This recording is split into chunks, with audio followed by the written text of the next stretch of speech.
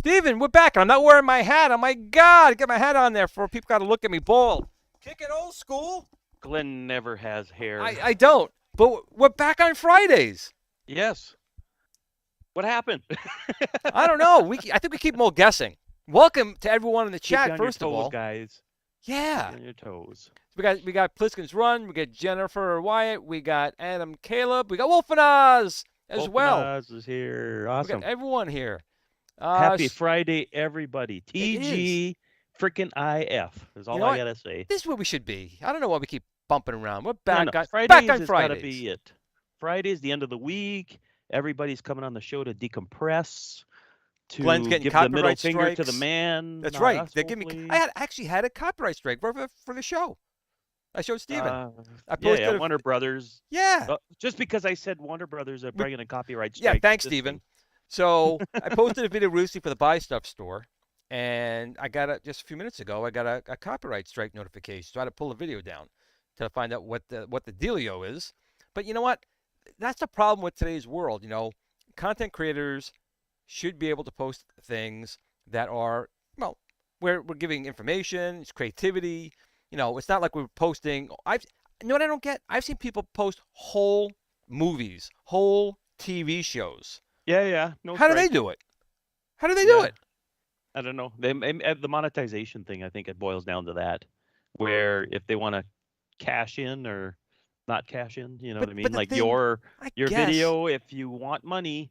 I guess. No, but you know what? I could care less about that. I can care less about it. But you know, here's the thing. It's when you get a copyright strike, after 3, they just delete your channel, all its content. Yeah. And you have no appeal whatsoever. So basically, I've heard horror stories about that. Yeah. Right. So even if you're on the right, even if you're doing stuff for creativity or for educational purposes or whatever, they can just take your channel away. And you have zero.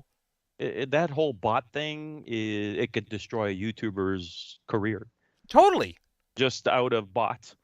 Totally. You know what I mean? So I'm not a fan of them. I mean, it's taken me like 90 years to get 8,000 subs, and I'm gonna just stuff it out in like 1 second. Copyright strike? First time in 8 years I got a copyright. Good copyright strike there. You're fine. So let's Bill's move here. on. We do. Let's So move on. I first of all, think how was your week? there's. Before we go, how was your week, Stephen? How's my week? That's How a was your big week? summary. My week was pretty good. My son Okay, we're got done hurt there. at Awesome. No, work. I'm just kidding. My son got hurt at work. He partially collapsed his lung. What? He had a case of Pepsi 1 liter bottles fall on him. There's about 15 bottles, about 30 Sounds like a pounds. lawsuit to me. If they can get a copyright strike on me for nothing, that's a lawsuit Yeah, we there. had to go to the hospital. I was at the hospital like 4 days in a row because they were taking X-rays, and he's okay though. He's okay. He's taking a week off to recuperate and everything Wait, else. So. it was Pepsi, right? See, Pepsi will kill you, people. Coke, Coca-Cola is where you go. You don't touch the Pepsi. Yeah, Younger the generation. Pepsi tried to kill him, it seems. So it didn't work. But that's basic. What about your week? Your week, from what I understand, talking you on and off, has been hell on earth again. You know what? Could have had the flames going on in the background again. Actually, I should be in Chicago. That's where I should be, because they're having the Arcade beer show. I'm going to be doing a live stream a little bit tomorrow with them, but I couldn't get away. Work is absolutely insane right now. Everyone near me knows that I've been on fire, flame, brimstone, because I'm just well too overworked. And a lot of my friends are at the show at IRK. So hi, if you guys are watching here, hope you're having a good time without me. But that's okay, because we're here. We're kicking it old school. We have our people in the chat. We have Alpha Trion just joined as well, and Joseph as well. But we have a guest today. We have a guest. Should we bring him on? Yes. Should we bring on our guest? Him on. We have I a think special everybody's guest. gonna like this guest. I think so. It's Kathleen Kennedy, everybody. Oh, no, God. That's almost no, but he's a fellow Canadian. No, that's not happening. He's a fellow Canadian, so let's bring him on. Come on, anybody want to guess? Chat room, let's go. So we have David Alexander from the Atari 5200 podcast. So we have the Atari 5200 versus Stephen with ColecoVision Addict. So this should be interesting. Oh, no wars are going to happen. Why? Oh, come on. That's why I was doing this. The 5200 and ColecoVision going head to head. Well, there's I got a bigger head. Well, I beg to differ. I got a big noggin. Like, we're going to have the head-butting thing going on. So no, but David, you know what, though? The Atari 5200, I remember going to the video store, and it had just come out, and I was just getting into the 2600, and they had this thing on the shelf already, and I'm like, okay. And then I asked the guy, is it backwards compatible? And they said, no. Is that true? I don't know much about the 5200. David, you're here, buddy. I know the answer, but David should know the answer too. Is the Atari 5200 compatible with the Atari 2600? Only if you buy the adapter. Oh, okay. And you know what the adapter is? Aftermarket adapter, or no? Atari did it, but you remember the ColecoVision adapter? It's basically an entire 2600 that uses power and video output. Same thing here. Oh, really? Yeah, same exact thing. Oh, Atari. Another bonehead move from Atari. Well, remember, back then, no one really thought about that. You just went out and bought a game console. No one really thought about, well, I have a collection. Keep my old library. Yeah, and play it on the new system. It was, remember, this was all brand new at the time.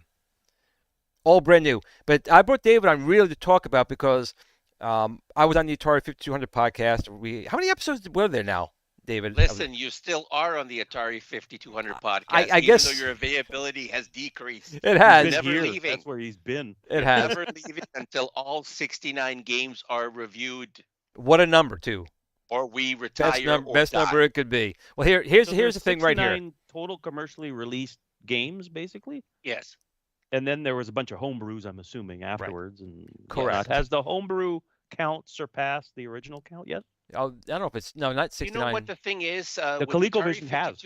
Oh, well, the ColecoVision, forget about it, because as anybody who's listened to the Atari 5200 podcast, they know that I'm a like my sobriety changes from week to week, but I try, to control my collective instincts. But people will know I've owned a ColecoVision, I've owned an Atom computer. Which, speaking in past tense, it's worrying me. Oh no, no. What happens is every so often I fall off the wagon, then I kind of climb back on the wagon, then I purge. Yeah. and then I'm okay for a while until I Happens to fall off the everybody. wagon again. He had a beautiful boxed Vectrex and everything like that. It was Oh beautiful. my God. I regret selling it today. I I was warned actually you. thinking about I warned you. and it was mint. It was from the original owner, complete boxed. David, you got to stop talking about it because you'll just get angrier. Because it's happened to all of us. You get up one morning, screw all this crap. It takes up all the room in my house. And a week later, it's all gone. And then you go, what the hell did I just do? Right. And the worst part is when you do that, to get it again in that condition is going to Triple the cost price. more. Yeah. But real quick, so there was a comment in here I want to pull up real quick. Joseph H was saying those Atari 5200 controllers.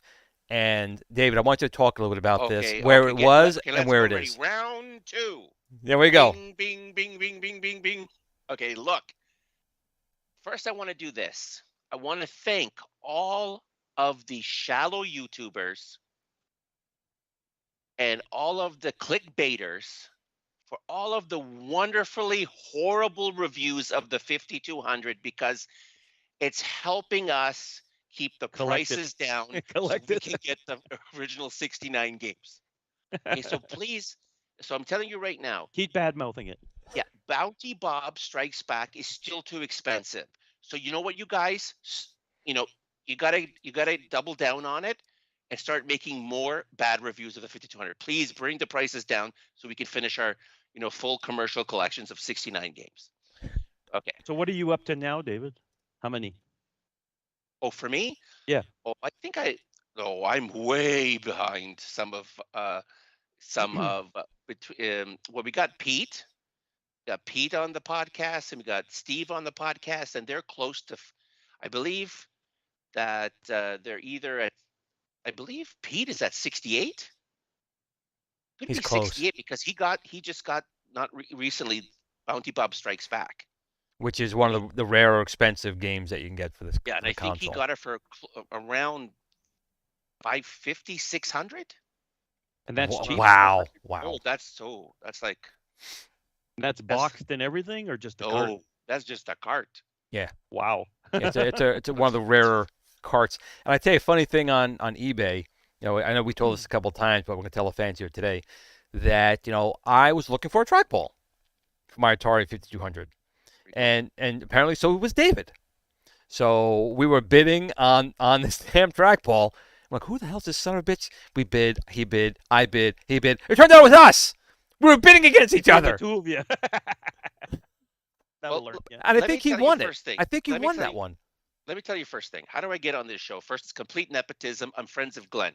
So after the show is over, if you want to figure out how the hell a person like me got on this show, now you know. Okay. So here's the thing.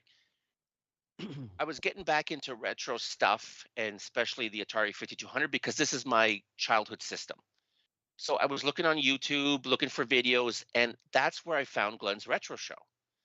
At that time, it was Glenn Plenamento's YouTube channel. Yeah, old. And I remember watching his videos, and he had some good videos on the 5200. I go, wow, finally there's somebody here who gets the 5200. Let's it's more than just a controller issue, And I remember one of his videos, he was trying to fix a ColecoVision motherboard. Right. And that's when somehow I got in communication with him. And I remember I sent you that motherboard because I had a motherboard that was bad, but I knew it was bad. It was one of the controller chips. Yep. Right? Common so that issue. way, that was an easy fix for you. And that way I sent it off to you and you were able to get that ColecoVision of yours. And that's how we kind of met. Yes. And then, of course, eventually, when we got to start the Atari 5200 podcast, I had to have Glenn on because he's my buddy. So there was no way. He was going to go on the show whether he liked it or not. So somehow, we got him on the show. David he's relentless. It sounds like you guys are a rare breed, a 5200 fan group. No, but that's because there's a lot of us. The thing is, the reason why David was doing this whole thing, actually before us was, oh my God, I can't think. Arcade USA. Arcade USA. Super podcast. Willie. Right. With Willie. And Arcade. The problem was there was so much misinformation about the 5200, how bad it was, what a horrible console it was, how it was just not worth collecting for. And it's really not true. The 5200 was really what created the entire 8-bit computer line. Because Atari at the time was going to make their next generation console was a 2600, and then they were going to go on to what would have been the 5200. But then computers were starting to take off big. There you go. So they put the 5200 on hold. They did the 4 and 800 computers, and they're legendary for their graphics and sound capabilities. They all came from that 5200. So, but then the Intellivision was kind of out, and they had that new controller on there, which is actually crap. But Atari didn't know that at the time. They had 16 different positions, and they were, pushing 16 positions, 16 positions. So Atari goes, hey, we'll make an analog joystick with 360 positions. But again, the engineers were saying, listen, we do want a self-centering joystick. It's a better one. But the basically Time Warner, once again, people are giving me a copyright strike today, said, no, that's fine. That's fine. So that controller was actually the most advanced controller at the time. It had a pause button on it, had a select button on it, start button on it. You can call your friends on the telephone, buttons on it, and it had the joystick. But that damn non-centering joystick and the pressure pad dots, which are now common today, was so new they would wear out very quick. They would oxidize very easily. And that was the problem. So then everyone said, you know what, this is a piece of shit. No one wanted it. You got to clean them often, I guess. They did, but even it became a pain. I'm not going to lie. But they're fixable. But now there are a ton of options. You can actually get ones with gold plating on them, which fix it. But David could be an expert right here because there are now so many third-party controls. David, you must have like all of them, if not most of them, at this point. To be honest, I shrunk it down to my essentials. Oh, David. Okay, so what do you have now? Come on, I only have so much room. And look at all this crap. And look at all this crap. Action figures back there. Yeah, you can't see this because I'm on this. What is this? A Sony Trinitron little tiny TV set you got here? But with a bad 4:3 ratio. Yeah. If the screen was a little bigger, you'd see my custom $6 Million Man collection. You see my super robots. You see a whole bunch of other stuff. What I like? He has a lot of stuff, but I like his Star Blazer stuff. Yes. Please don't tell me you got rid of Star Blazer stuff. Oh, that's the Yamato. Right. Our Star Blazer. And he's also got G-Force or Gatchaman. You've got that too. You have the Phoenix, I don't know if you can see it. Hold on a second. I got to move my big head. Let me see where my big head goes because everything is reverse. No, you can't. Let me just see here. I don't know if I could get it, but somewhere, I don't know if you can see. There's 7 Zark 7 and 1 Rover 1 3D printed figures right next to a die-cast toy of the Phoenix. That's nice. Yeah. So let me get my ugly face back in the screen. I want that. I see Steve Austin up there. Is that him? Do not buy it on eBay. eBay is going to cost you. No, I'm calling you. $500 US. I'm going to get you on speed dial very soon, and yeah, don't worry. We'll talk. Buy directly from Japan. So here's what I want to talk about just really quickly, right? Because we want to turn this into the Atari 5200, super power hour, right? But this is what I want to. Okay, so this is what I just want to say. Okay, first thing, the great thing about this controller is that there are certain games. Now, albeit the majority of the games are your basically 4-way, 8-way games, which this is not optional for. Not optional, it's not optimal for. But for the games that allow analog control, this is a wonderful controller. So of course, if we talk about missile command, it's awesome because it becomes almost like a mouse. It almost acts like a PC mouse on your television set. Centipede was great for that too. Centipede. The other one, Star Raiders. Okay, Star Raiders. There was no system out there where you could play Star Raiders and have fluid 360-degree control. And not only control, the thing was when you left it in the direction you wanted to go, it continued going in that direction. Which on a game like that was a huge, huge benefit, right? So there are games, 8-bit games, where the Atari 5200 version is the better version. Okay, that's enough said there. Secondly, if you for the other 90+% games that really are better with a D-pad, 4-way, 8-way control, there are people who do this. I have a modded Jaguar controller. These, you have the D-pad, and these are mapped out. Like the start, pause, reset. You have the keypad. You got everything you need here, and you're playing, 90% of the games just as you would play them on any other system. And there's another falsity right there, because so many people said that Jaguar controller is horrible. It's actually very comfortable to use. It's very comfortable. Fits. It reminds me of the Xbox Duke controller. It's a really good controller. I mean, it really, really it's is. It's in your hand, and although you can't see it, like perfect here. Oh my! Everything is reversed, people. Everything is reversed. Anyway, just trust me. My thumb. These buttons are exactly where they need to be. Right. Great controller. They did a good job with it. It seems to be like a love-hate thing with the 5200, the original controller, almost like the ColecoVision. It's like a love-hate thing. You either love it or you hate it. Like the Coleco Atom, right? The digital data pack drives had a lot of problems. You would erase things. There were a lot of returns, and once that happens, you have bad feedback, bad mojo, and the community knows about it. So the 5200 controllers were delicate. They were. They were fixable. But still, too many people realize you're playing Pac-Man, you're playing, Donkey Kong or these other games, and like he said, the analog, non-self-centering analog was the problem. If it had self-centered, it really wouldn't have been an issue. But you can't play those maze games or very like Pitfall. You can't play those games where the joystick just flops to the side. They were relying on the rubber boot, like on the Super Action controllers, the rubber boot to kind of recenter it, and it just didn't work well. It just didn't. Again, the engineering team at Atari had a self-centering control that they wanted to release, but one was like, nah, it'll be fine. AT, it'll be fine. Atari 2600 Pac-Man, it'll sell. And that was their mindset. And they shot themselves in the foot. Because you got to realize that chipset that was in the 5200 was really done in like 1977, 1978 time frame. Now, the ColecoVision used the TI chipset basically. That was more like 1979, 1980.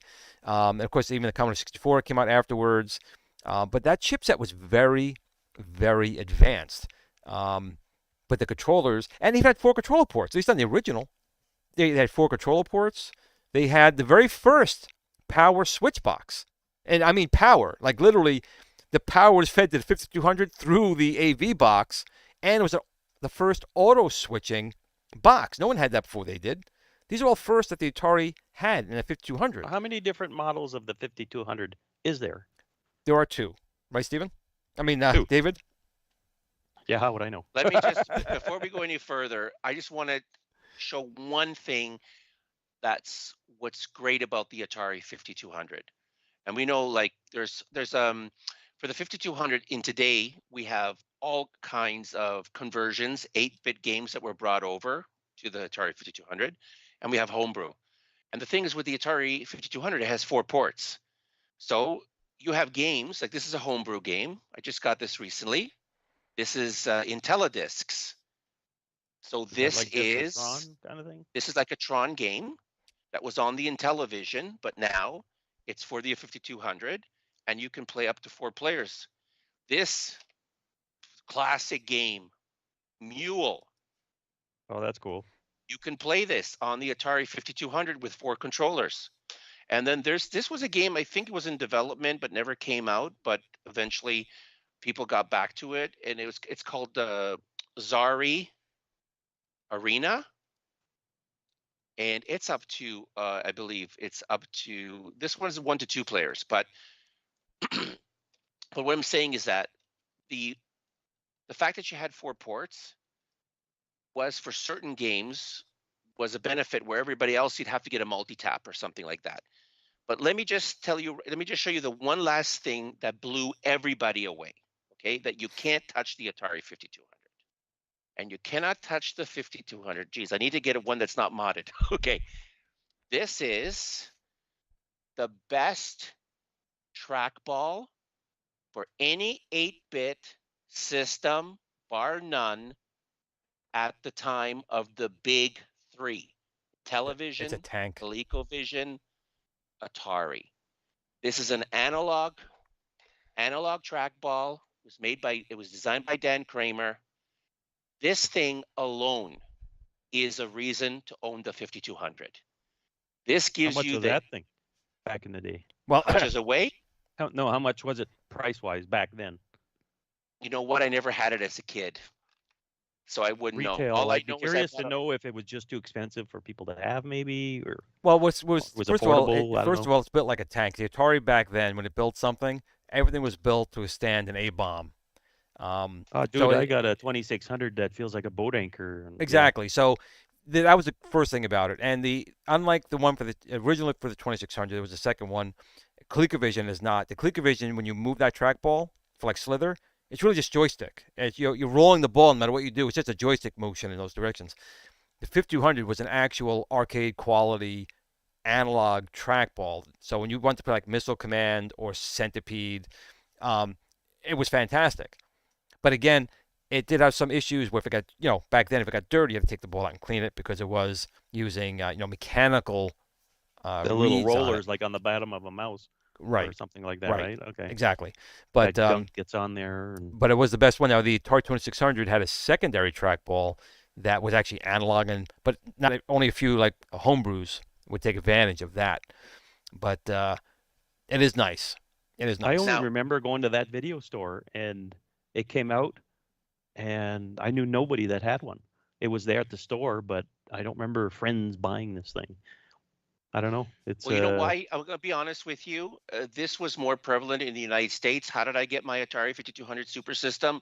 My mother went to visit her cousins in the States, I believe in Milwaukee, and it was not too far away from December. So I remember it was wintertime. I was staying with my uncle and aunt, and she went to go visit her cousins. And when she came back, she brought back this enormous box, and it was the Atari 5200. And cool. and I used to go to, I could find the games at the Canadian version of Toys R Us, but I do Was that understand Toys R Us A? Toys R Us Canada? Yeah. Was it called Toys R Us A? No, no, Okay, just asking for a friend. but that's okay. Sorry, that was funny. Well, I'm a transplant, right? So I'm a first generation transplant. So my parents came here from a country called Yugoslavia. So when they came over here, I was the firstborn. So I never went through the The A phase like I did. the A phase. But I just want to show you this one thing here. This was a game. Of course, Tempest. why do I have Just to tilt have... it back a bit. It's No, the you know what it's the I'm gonna do? plastic I'm just sleeve. I'll just take the instructions out, okay? This was a Tempest. game that was on the list to come out. It was Tempest. And it was for years and years an unfinished game. It finally got finished. It got released by Atari Age.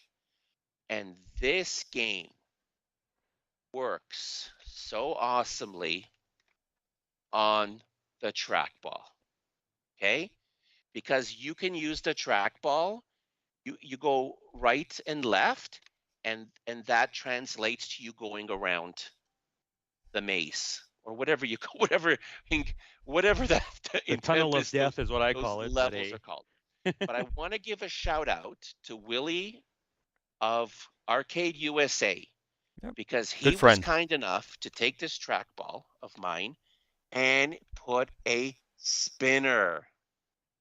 Oh, that's cool. Now I play Tempest. Stop spinning.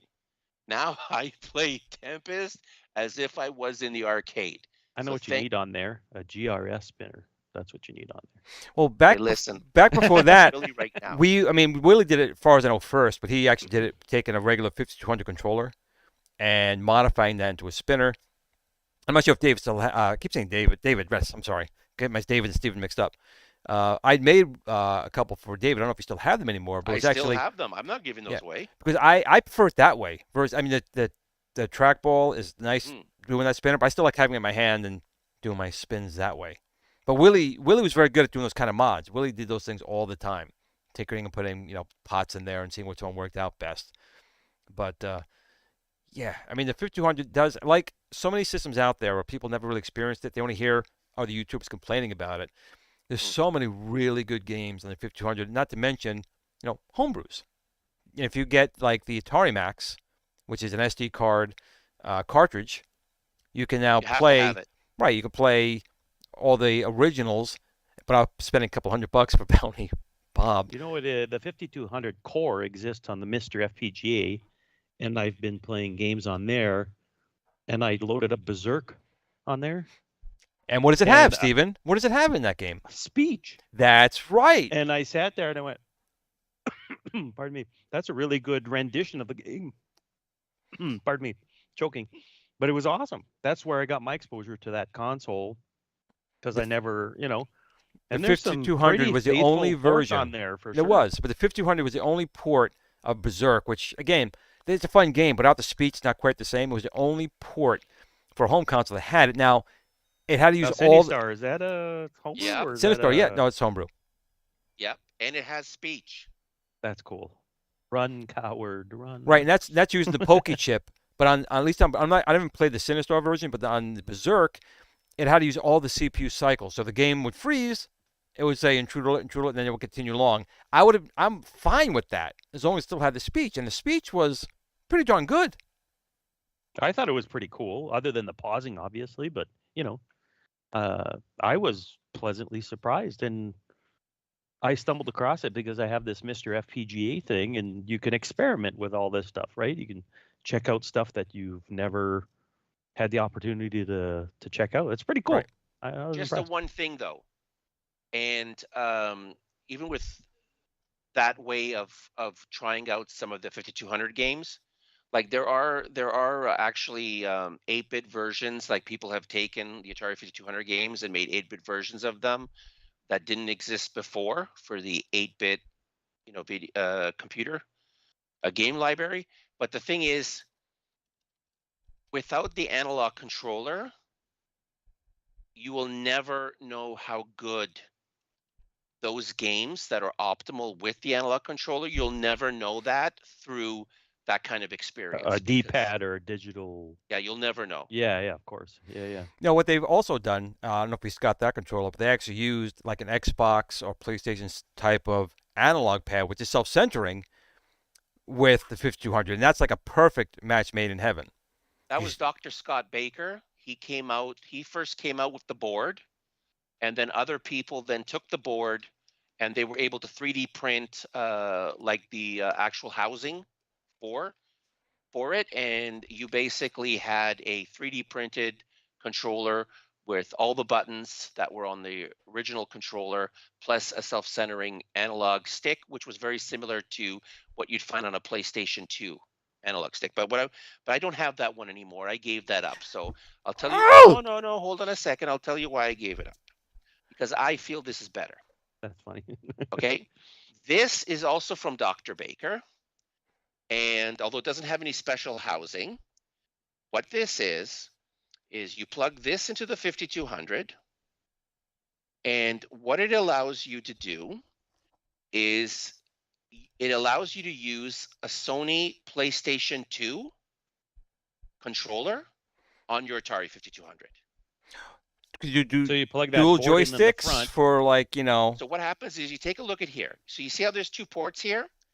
So you have cables. This goes to player 1 port. This goes to player 2 port or controller 2 port. This is what you connect your PS2 controller to. And then you're basically holding a PS2 controller, and you have your self-centering analog stick, the fire buttons you have. So it and then if you do need, because a lot of games you don't really utilize the keypad all that much, but you do have a keypad here just in case you need do a few things. And you have like they have like I don't know if you can see the 4 little red buttons, but those would be like, the start, pause, reset, stuff like that. You have them all here. Now I got to try to get a better case for it. But the cool thing is if you have this connected to ports 1 and 2, and you have your Sony DualShock controller, you can choose if you're a lefty or a righty, which side you want to use. And if you want, you can use both.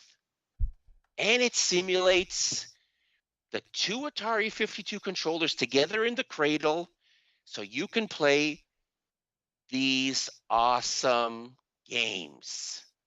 You can play Robotron and Space Dungeon as if you're as if you were using like two thumbsticks. You know, That's one pretty for the cool. direction, one for Right. fire. What they used to offer was a small tray, and you would take your 5200 controllers and slide into this tray to hold Slide them, and into you the can use tray. two joysticks. So that's now. Is that something you got on eBay, or was that something you purchased from someone's site? How did you get No. that? So okay, so how I got that is, so basically Dr. Baker, he sells the motherboards. I guess you could call this a motherboard or a board. He sells the boards. And then all the other stuff that populates the boards, you can get. It's basically electronics stuff. Like it's not nothing is difficult to get. But I don't yet have any abilities of soldering, and I'm completely inept when it comes to schematics and things like that. So there are very nice people that you can find on Atari Age Build them for you. who can build it for you. That's cool. I have two of these. Yeah, we should talk about that more because Atari Age is more than just about Atari. Pretty much all classic systems are on there. Atari, Everybody's there. Fairchild, ColecoVision and television. right? You can download sometimes game ROMs, homebrew game ROMs, or games that are going to be pay in the future, but you can play the demos or the betas of them. So it's actually, if you ever, I'm serious, to go to Atari Age, and you can buy boxed reproduction games. You can get boxes for games that have had boxes. It's a very good website, AtariAge.com. There's a gentleman. His name is, first initial is P, last name is Boland, I believe. Oh yeah, Phil. Yeah, Phil. And Phil. I bought the Atari 5200 Super Overlays from him. Overlays and labels. This is what he's known for. He's awesome for that. Yeah, he's really good. I've got a few of his Coleco labels here. Yeah, and what I'm trying to do is, there was a long pause, so I got to get back to it. But I'm going to have him make, when I use my Jaguar controller for the digital kind of games for the Atari 5200, I'm going to get him to make overlays for the Jaguar controller, but they're 5200 games. But they're 5200 games. Yeah. That's cool. That's awesome. He's really good. His overlays are really nice. Yeah. Does a really good job. I still like the original. I know it's kind of weird. It's kind of like a paper. The originals are kind of like a paper with almost like I don't know if it was a plastic or a laminate or something. Some kind of thing on the top, right? I mean, but his are completely plastic. Like it's like painted. It's plastic. Gotcha. Painted. But still, I mean, his stuff is awesome, and I still have my super overlays that I got from him. But okay, but here's what I want to plug. Just two more things. Let me, because I talk too much and the show might end and everybody might leave. So that's listening now. But I want to plug two more things. So when I have a friend, I want to plug a podcast. Let's not get crazy now. No, I just have a friend. I want to plug his podcast. It's called Hands On Gaming. And what he does is he takes all these old games that we all love that are on multiple systems, and they review the game and review how it is on each system. So there you go, Darren. I promised you I would do it. I did it. Okay. Now, here I want to talk about the controller. We are all waiting for Ed Kelly of Ed Ladin Controllers to come out with the Super 52 controller. This will be, as far as I'm concerned, the end all be all, end to the saga, controller saga for the Atari 5200. It'll have a self-centering analog joystick. You can switch between the joystick and a spinner paddle, and it'll be compatible with the original overlays, all in one unit. So Ed Kelly, I plugged you. You heard it. And give this man the joystick he wants. That's pretty cool. That's okay. Like I said, most people I've seen, it's a love-hate for that system. You either love it or you hate it, or you don't know anything about it like me. So I was pretty green about it. I've heard Glenn talk about it a few times, and his podcast with you and stuff like that. Yeah. So that's pretty cool. Well, Do I you don't want to wanna, give. Sorry, I don't want to give any like free advertising to the people who I sort of like. Oh, when we did the podcast, and I remember I'd go on a tangent, and I would be saying unkind things. I would bleep all the names out, you know. But there are YouTubers out there. They're very big, and they're the ones that are very shallow. They never go underneath the surface. Like it's like clickbait. Oh, Atari 5200, horrible controllers. Great. Let's make a video about that. We'll get a whole bunch of clicks, and it just keeps the misinformation going. I actually did yeah, a video for sure. years ago where I took a look at the, of course, Atari 2600, the ColecoVision and Television 5200 controllers. And I actually know the 5200 fared fairly well. It definitely better. For me, the worst controller was the Intellivision controller. That disc was horrible. And actually, the ColecoVision fared a little bit better, but that controller is so stiff and the buttons on the side, it's good for playing a little while. But when you start playing for like a long time, the ColecoVision controller becomes very hard to hold and still Oh yeah, it's shoot, painful. and it does become painful. The 5200 is actually very comfortable in the hand. It really is, but the issue is that it's just not self-centering. So if you can get one that is, and actually there's modifications you can do. Use like something like the PlayStation or Xbox self-centering joystick. Other people use like RC car, the self-centering sticks for that. So there's ways to fix them, but ergonomically in the hand with the keypad and the buttons on the side, it actually fared much better than Intellivision and Coleco in my tests. Oh Yeah, yeah, but it's. yeah, Go ahead. 100%. Sorry, because on these purges I've had in the past, just like I've owned ColecoVision, I think at least 2 times through the buying, purging, buying, purging. And the one thing I'll tell you, when I did have the ColecoVision, at that time I had I believe I was using for it. It was a modded Super Nintendo data controller, Right. which Yes, those are and really good. yes, and that made the system awesome. Yeah, the But Coleco needs a new controller. yeah, but the controller itself, I mean, what people used to do is they would like put a ball top. Like that was the easiest mod. Take off that little Flat platform thing. Yeah. and then put a ball top. But still, I found my problems I found with the ColecoVision controller is when I would be because the fire buttons are right on the same plane on each side. I always found that I was pushing the wrong fire button, or I was trying to push this button, but somehow I was pushing the other button, and it's very hand crampy. And so it had its issues with its controller. Intellivision, I really like Intellivision. It has some really special games that are really, unique, but I couldn't do it. My old brain, I couldn't rewire my brain to enjoy the disc. I just couldn't. Right. So sorry, Intellivisionaries. There's a plug for you, Intellivisionaries podcast, but I just couldn't rewire my brain. I was like playing, like one of the game I would like to play was what's that game where you're a fish and you eat bigger fish and you got to Life. yeah. Life. There's Fish Frenzy on regular Yeah. 360 Xbox 360, but back then Yeah. I don't know what it was called. Well, I just can't. I just remember it's it's A one of the Feeding famous Frenzy. games of Feeding television. Frenzy. It's not that. That's not the name, but I can't It's the remember its name. premise, same idea. But I can't remember what the name is. The problem is you would have you'd have your thumb, let's say, on the disc, but then you'd have to press one of the buttons in order to kind of like do a quick swim, like a fast swim. And then plus you had these tiny buttons on the side, and I just found it was just so awkward to go to change to do the controls on it, and it was Shark. Was it called Shark? That's it, Shark. Spiky 91 USA for the win. Yes, thank you very much, Shark.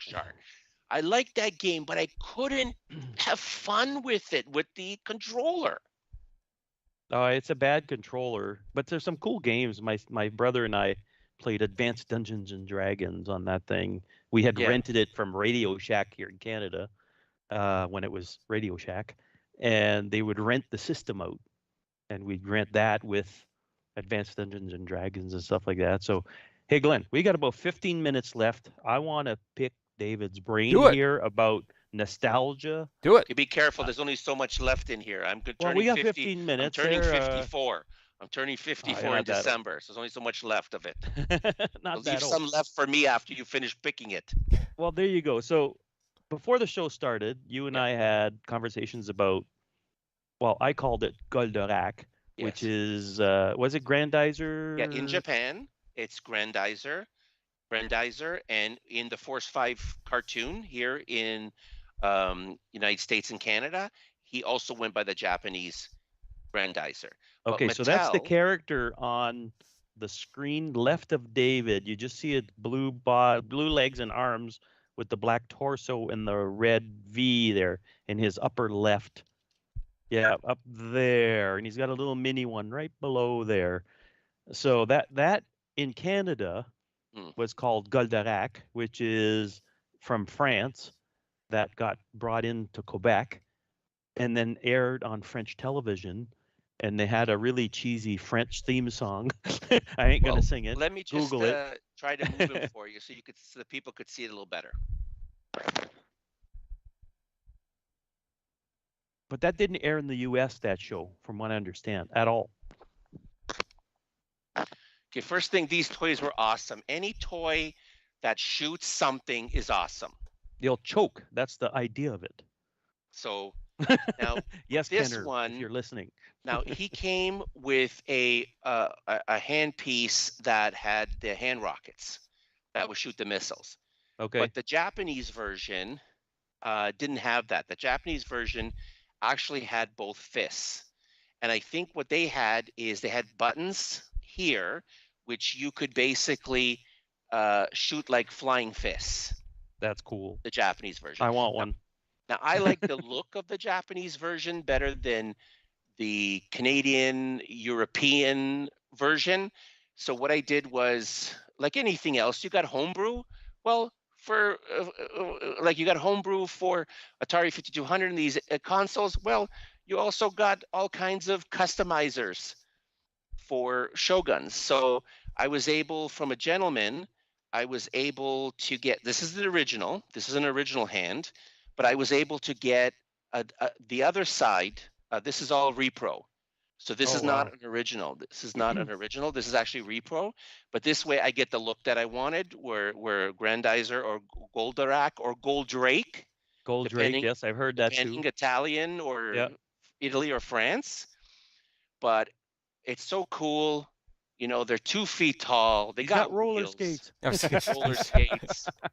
And he's complete now with the 80s roller skates. And this actually, these are Japanese style. They're repro, but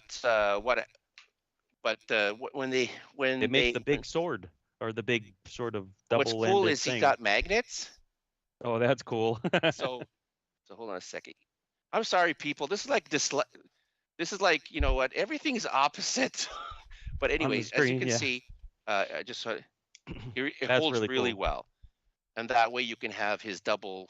That's my childhood right there. Yeah. Because there was only a handful of channels, and the French channel had some Saturday morning cartoons really early, and then I'd flip over to the network stuff where I watched everything else. I've never heard of that one. Show was on. It only aired, like if you lived in Quebec, in Canada anyways, in Quebec, in parts of Ontario where I'm from, it was on the French channels, and you got to watch it. But yeah, if you lived in the States, I would talk to U.S. friends, and they'd be like, nope, you know. And that's basically it. You see that other guy behind me, the other Shogun? That's another character from Force 5. That's called Vanguard Ace. Because Force 5 was an anthology red and white show. one, basically. Well, yeah, the one that you see on the side of my big fat head. I see something even nicer for me next to your big fat head, which is what's that? The death drone from the $6 Million Man. Death Probe. Yes, that's Death Probe. It let's lights talk and has about sound. $6 Million Man, because we're in around out of time. Oh, hold on, before we get into that, before we get that, we got a super Let me chat just from see. Hobby Let me Hands. just see. Okay, see over. Okay. Oh, look at all that stuff he's got there. Real Okay. quick. Hold So on, now David. everybody's Hold on one happy. They second. don't have to see my head David. anymore. Hold on 1 second. We got a super chat from Hobby Hands. The original Boba Fett could shoot the rocket. I don't think they are allowed to do that anymore on the new toys. Oh. That's Hey, right. Hobby Hands. Hobby Hands. Have a look. It's blurry. Oh, there we go. Oh, you yeah, got it. that's Launched it. You got it. So, I see it. Yeah. but he's absolutely right. In the States, anyway, I've got one. I think a 2-year-old. It was a Battlestar Galactica Cylon Raider, and a 2-year-old choked on the launchable missiles. And then in the States, they did away with it. Yeah, he died, sadly. So they did away with that stuff in the States. And David, I didn't mean to interrupt. Please continue. Oh, no. It's okay. It's okay. I look like that guy from the home. What is it? Home Depot or something commercial? I'm curiosity. No, you look like the guy from Tool Time. Home Improvements. Yes. Or it was the neighbor, Wilson. Okay, because all Wilson. I just see my bald head. But anyway. Heidi ho, neighbor. So what you see on the bottom shelf is my custom Kenner collection. So basically, I took the $6 Million Man line that was produced by Kenner, and I expanded it. So I have now characters that were never created. So I have Dr. Rudy Wells. I have Barney Miller, the $7 Million Man. He's the guy in the middle. And so basically, it's all custom-made boxes. I had photos of the original actor and the costume they were wearing, or the outfit they were wearing in the episode, and then I had the outfits custom made. That's cool. So every figure there is wearing basically a TV authentic looking costume. Now I don't have space, as you can see, they're sort of kind of scrunched up, so you just have to. Now on the second shelf, and those were not cheap. Look, people, they had emailed me so many times or messaged me through Facebook. Did you make those yourself, or no? Like 100%? I have no skill. Are you ticked? No, I'm well, like I'm Oscar, asking. No, I'm like, on the show $6 Million Man. I'm like an Oscar Goldman. I'm like the government bureaucrat that just gives orders, and I find out the people who actually have talent. You make it. Like a real government, like a real government employee, like a real government politician. Yeah. Oh, so, Papa Brad wants to know, where's Bigfoot? He's actually. Oh, geez, man, you're making me do all kinds of gymnastics. Hold on a second. Do you have him? Of course I do. He's over here. See, he's up there. Oh, he's way up top. Shelf? He's way up top. That's in the Bigfoot. red suit there. Now in front of Bigfoot. Who the actor was in there? There's a famous person in that. Oh, it was Andre the Giant. Andre the Giant, that's Andre right. Rusimov, the best one. Now, you can't see it as that great, but in front of Bigfoot, you can see Maximilian, the bionic dog. Yes, I see him. So that is Kenner's Duke. Kenner made an actual dog action figure, and I had a friend take it, repaint it to have the right look as the actual dog on the show, and then we got a repo box for it. Okay, then over here you can see Cylons. There's a couple of Cylons over there. There's some guys from Get Smart. There's Kojak. He's there in the corner. There's Gundam. Behind Gundam, you got a whole bunch of original boxed G.I. Joes. Kung Fu Grip. IG Joe. Right? Sorry, that's a Eddie Murphy thing. IG Joe underwater. Yeah, never mind. Yeah, so that's okay. That's okay. Delirious. And then so we definitely have to have David on again. We can get these things closer. We want to take a look at these. Yeah. We want to see this stuff up close. But if close you look because... up there, if you can look up, there's Mark and Jason from Battle of the Planets. Those are 12-inch figures. Yep, Mark I see and them. Jason. In the black box, it's not open. I have Princess, and there you can see some more robots. There's another Goldorak or Goldrake or Grandizer, but he's 22 inches tall, fully articulated, and his eyes and cockpit light up. Oh man, I want one of those. Okay. Anyway. But now, are these things you're like finding on eBay, or are you really just reaching out to people who make them like handmade? Okay, so no. Some stuff is commercially made, but my custom stuff is there's people who make them. So just let me just to answer that question correctly. Okay, you see, okay, on top of my big head, there is a set of figures. You see those set of figures? Those are all custom made. The majority of them are custom made by MB Custom Figures. They are $6 million man collection. So you've got all of the main characters. Fembot just came out. Let me just get Fembot because you'll be blown away. Just give me a sec here. Oh my God. I'm looking at your Facebook profile, David, and you've got Oscar Goldman as the background with some scientist dude with a red, Anyways, you can't hear me, but anyways, I'm seeing his Facebook stuff, and it's plastered right back there. It's just cool. To show you the detail in the face, this is a completely custom figure. This is, you remember on the show when the mask just as ugly as she really was. That's right. Jeez. And the faceplate goes on. I've seen Glenn date women like that. But and there's a faceplate that pops on magnetically, and then it becomes the actress. Who then it's recognizable as the actress. I also have the robot that Steve fought the first, right where my thumb is. He also has a removable mask. That's Maskatron. He's known as Maskatron, but in the show he was known as Mr. X. I have a figure of Maskatron. I actually own one. It's in pieces. It's missing a bunch of pieces, but I have them somewhere. I don't know where exactly, but I had a Steve Austin, but he went on too many adventures and he lost a few real limbs. Well, my Maskatron as a child. You know what? We'll have me on another time if you want. We do. Yeah. We do. Do a whole $6 million man the thing. Custom toys and the crazy toys. Really quick, Hobby Hands, once again, Hobby Hands, thank you. Another super chat. He has Robbie the Robot and Ponce and John Seal. Ponce and John from Chips. Look at that. That's a fan.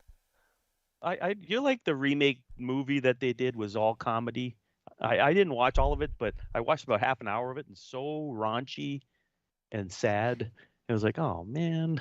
I tell you, I was in Walmart one time, and they actually had they had a Robbie the Robot, functional Robbie the Robot, and also it was him. Oh, and the Iron Giant. And I picked it up and put it down like 20 times. I'm like, it's like $19. I'm like, I have no space, but I want it. I have no space, but I want it. How could you have not bought it? I didn't. I had to import the damn thing into Canada. I have one. It's over here. It's Robbie the Robot. It's like 14 inches tall. Yeah, he's awesome. It was awesome. He spoke and his little things turned and everything. It was like $20 here, and I didn't get him. We all make mistakes like that, Glenn. You're forgiven. We do.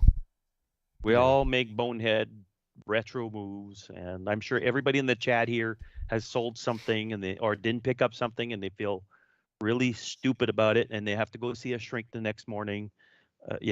That's it happens. It does. The best of us. And that's So David, definitely, I think we should have you on again to go really more in depth on your collection, because I want to see your Star Blazer stuff. I want to see the Phoenix from G-Force or Gatchaman, whatever you like. Gatchaman, yeah. You have a lot of things that we want to see, and the 5200 podcast is still going on. Why don't you tell people where they can listen to that? It's a semi-annual podcast. Let's just say it, okay? Do it. It's no. We want to do more episodes. It just takes forever for all 5 of us to get together at one time. So it's like on average we're doing like 2 to 3 episodes a year. So I'm surprised that anybody is still listening, to tell you the truth. But for those people who still have stuck with us, we are working on our next episode, which is going to be we're going to be doing reviews of Buck Rogers for the Atari 5200 Planet of Zoom and Zaxxon. Great game. And what's funny about this is, when we do record them, it's supposed to be like 1 or 2 hours. It takes like 4. So we're doing it for my time. We're doing it to like 12, 1 o'clock in the morning. And there's so much B-roll in there. David's got to spend hours and hours and hours of editing, editing out our stupid banter and the talk and everything else. Listen, the bloopers that you hear, those are the most sanitized, bloopers that we can put on to still keep a kids-friendly rating. I mean, it's crazy. But you can get it on iTunes. Tell them where they can listen to it if you want to, because there's plenty of episodes out there. Oh yeah, we got at least if you're just new to the podcast, you can at least just look up the Atari 5200 podcast, and it'll pop up it usually pops up pretty much first on a Google search, and then there's many different platforms you can. I'm totally inept. Look, I don't do no Spotify. I don't. Look, you know what? I'm going to tell you something. Bob or Captain Bob, he's the one who deals with that aspect. I'm the one who deals with some of the research, the show notes, and editing the damn thing after Which it's is a over. lot. And you're getting the word out to our fans. You're going to get a few more listeners out of it. That's great, you know. But here, I just want to show you one thing. Okay, of course I'm going the wrong. Oh well, who cares? Okay, see that? That's the Atari XCGS game system. I just got to plug the other podcast I'm on because Michael will never forgive me. Because thanks to him, that podcast is still going today. We'll get you on again for sure. And it's called the Atari XCGS Cart by Cart podcast. And actually, your box there is really good shape. Oh yeah. Oh. I see you eyeing that up, Glenn. Well, mine, the box is in pretty bad shape. I mean, the machine is fine, but the box is really beat up. That looks like mint. You know how I got that box back in the early? It's so funny, like because it's like I'm saying, oh, back in the 20s. You know, then you think I'm talking about like 100 years ago, but back in the early 20s, the 2000s. No, sorry, I should say 2000s. Back in the early 2000s. That's 3 years ago. I was going to school, and I was working part-time for a flea market selling video games. And one day, that box came in. And this is before 2015. This is before I had ideas of getting back into retro, getting a 5200 again, you know, getting into Atari, getting into the Commodore 64, way back. I remember my boss, somebody traded it in. I think he gave almost next to nothing for it because it was like everybody, what was it playing? PlayStation. At that time, the big thing was PlayStation 2, right? So it was like, what the heck is this? Or the GameCube or the Xbox. Or whatever, right? Yeah. So he traded it in and he took it. And then I remember he took it home. And then, you know, fast forward, what is it, 15, 16 years? I said, hey, Renzo. Do you remember that Atari computer that somebody traded in long ago? He goes, yeah, I still have that. Well, you know what? I'm doing an Atari XCGS podcast. Can I buy that from you? So I bought it from him for like about 120 Canadian dollars. That's a deal. That's like a real dollars US, man. But the thing was, the motherboard was dead. So I went to B&C Computer Vision, and they were selling the actual motherboards. You could buy brand new motherboards. And because of my no skill whatsoever, I did know how to use a screwdriver. So I had the skill enough just to pop up the case, take out the old motherboard, put in the new motherboard, close it back up, and voila, it works done again. And done. That's good. Right. But So yeah, I'm all over the place. Listen, every day that goes by, I'm receding into the past. Okay, we all are. I have a saying. You're not alone. I'm reliving my childhood one purchase at a time, to the chagrin of my wife. When my wife looks at all this stuff, it's crap. Okay, this is all crap. There's only one thing. I'm going to just show you really quick. There's only one thing I'm not allowed to sell. I can sell everything, but there's one thing my wife will not allow me to sell. This is gonna be good. Don't ask me why. The wedding ring, I would think so. That's kind of like the whole point, right? Don't ask me why, but she loves this stone cold Steve Austin. I'm sorry, but that's funny. Steve Austin, he talks, he tells you off. Can I get a hell yeah? And she says, I took this figure out of storage, I put it on. She goes, you're not selling that, are you? I said, no. I'm not selling No. No, you can't hear it because of the way my mic's going to work. It's not going to pick it up. But long ago, when we were still working with Windows XP, you were able to plug him into the computer and download a bunch of things for him to say off the website. Don't tell us where the plug thing is. No, don't worry, it's not there. We don't want to know these. But he says he just says like nice, encouraging things. I'm gonna put a bullseye on the back of your butt and kick you around the building. Like this is, Does he say his famous saying? Can I get a hell yeah or something like that? Or doesn't he say stuff like that? He does, but I just took all the insults. Oh, okay, cool. At the time, and this is back XP days, and the website is long dead. So you can customize the words from a website, basically. Oh, that's funny. Yeah. And you could string some of them together.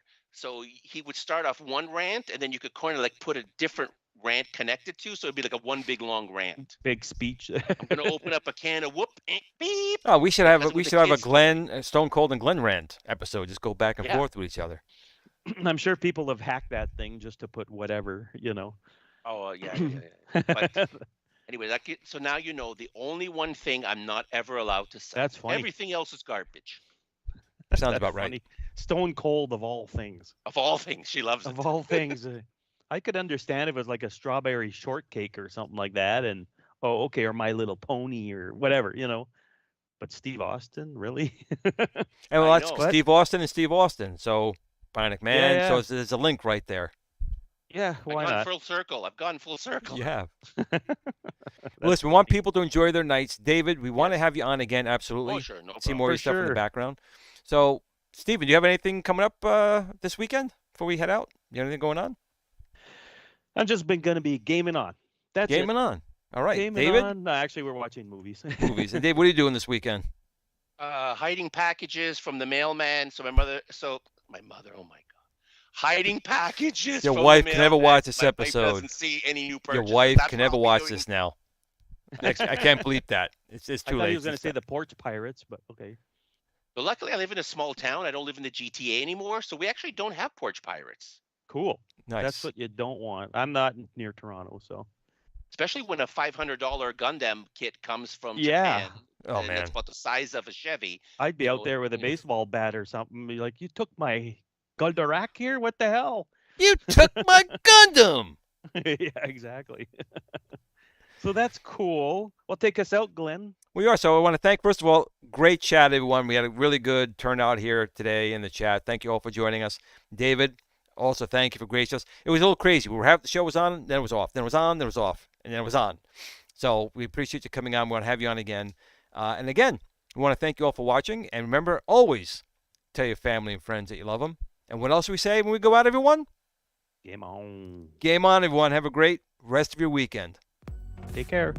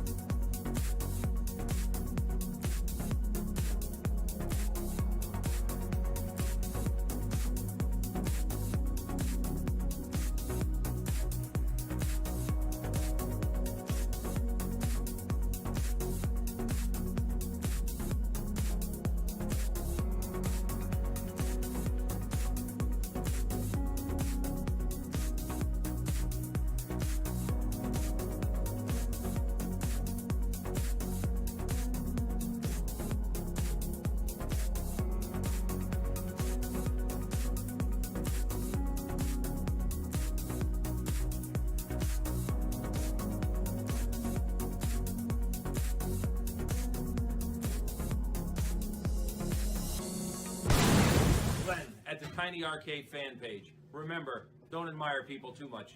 They'll disappoint you.